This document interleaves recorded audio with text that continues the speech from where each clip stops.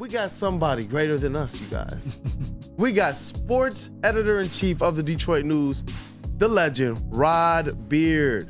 Welcome to the show, brother. Welcome. Oh, greater than you guys. Not always. Sometimes maybe, but not always. Hey, look, man, we missed you, bro. So definitely welcome back to the platform. No, good to be back. It's been a week. It's been a whole week. It's been a week, man. Hey, but listen, we were talking about these Detroit Tigers. We were talking about AJ Hinch. And I obviously their chances with the wild card. It's an AL Central flavor right now in this wild card race. What's the word of Detroit News on these Detroit Tigers? You just got to get through June and July. Make it through the summer. And we talked about this, that you just need to be in contention. You need to hover around 500. And they had that little dip, but now they're starting to get out of that. But that's where we are, is just hold on. Don't be out of the race. Don't be the White Sox this early in the year. and you have a shot at it. Yeah, and Rod, about kind of piggybacking off the Detroit Tigers, do you think that this starting pitching with Tarek Skubal, Reese Olson, and Jack Flaherty forming arguably the best 1-2-3 punch in all of baseball, do you think it's something that's sustainable and the Tigers can make a playoff spot primarily off the backs of their starting pitching? They'll have to, because the hitting just is very hot and cold. And we know how baseball is. Pitching really gets hot and cold too. That your bats are supposed to warm up when the weather warms up. Well, it's hot. We're getting 80 degrees every day. The bats need to kind of be there. But at the same time, your pitching needs. Oh, we lost him. No. I think he's going to pop back up in any second now. 3. Yeah, he was preaching. 2. There we go. Hey, there we go. Yeah. No, and your pitching just has to hold out long enough for your bats to catch up to it. And the pitching has done that so far. So, that's the thing. Just stay in the race as long as you can and don't be out of it when the calendar turns to July and August, and you'll be okay. Hey, Rye, and I don't think we talked to you since Spencer Tork got sent down. What are your thoughts on Torkelson being sent down to AAA, and do you have a timeline for him to return to the team? Yeah, it might just be for a little spell here. I'm not going to say it's going to be for a month or a couple of weeks or anything like that. It might just be until he gets tuned up. And we've seen this in the past where people have been in hitting slumps, and you just need some time just to slow it down, to get into a different environment. And see something different, and then you come back and you're doing well. And that's always been I'm glad to see it, that all parties kind of agreed to it, because we've seen it in the past where players have said, no, I'm not going down to AAA and do anything. That's an embarrassment. That's a slight on me.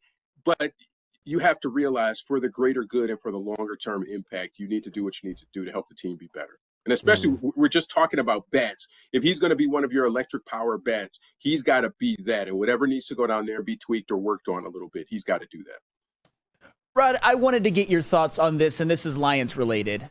Ben Johnson, he spoke to the media a little while ago, and he basically was very candid about why he stayed, and just that there's a very real reality that if he would have went to a bad situation and been a head coach, he might have got fired in a couple of years, even if he was a good coach, because a situation like, say, Carolina, for example, is not salvageable.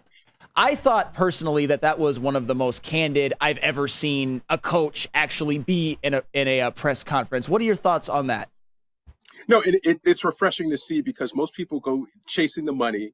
And it seems in this case, at least, he's chasing the title. It's not about his ego and he won a Super Bowl as the head coach, or he did this. This is about, we have something that can be very special. Let's try to take advantage of this while we can. And they understand what it would mean for the Lions.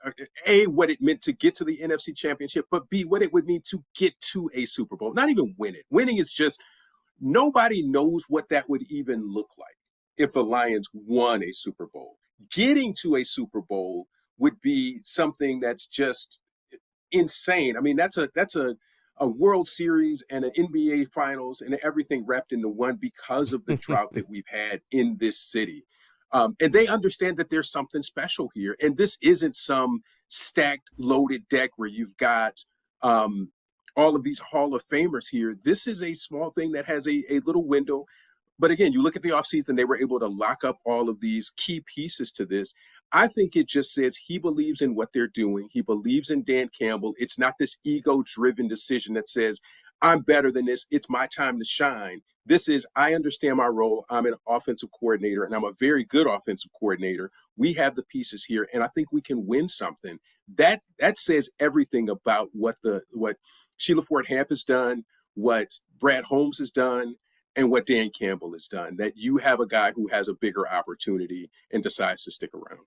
I was going to piggyback off that Dan Campbell comment, because to me, that shows a lot about Dan Campbell as a leader, that Ben Johnson trusts that Dan Campbell is going to kind of let him do his job, and that just organizationally from the top down, that this is something that Ben Johnson would rather be a part of than go toil away in a losing situation, even if he did have the opportunity to be head coach and El Capitano. Right. And there's different responsibility when you're a head coach and you're running the whole operation. You've got press conferences every day. You're doing blah. It's so much stuff going on.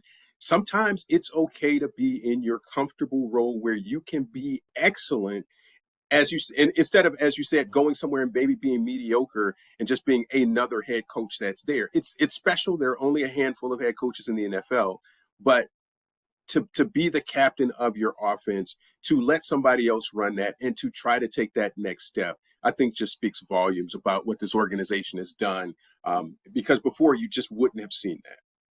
Yeah, and a big topic of discussion with the Lions has been the post-June 1st cap space that they have. I think they have around $40 million. Of course, $10 million of that still in question because of the Cam Sutton situation.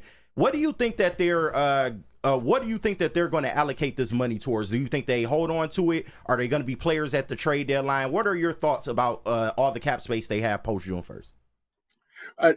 It's always a sticky thing with that, because you can try to use it now, but then you can just say, hey, let's hold on to it. If there's something at the deadline that we want to do, you never know about injuries and something that can happen that you need to go out and get something else. You can just sock that away, put it under your mattress, and see what else is there that you might need throughout the year. Yo, Rod over here dropping heat.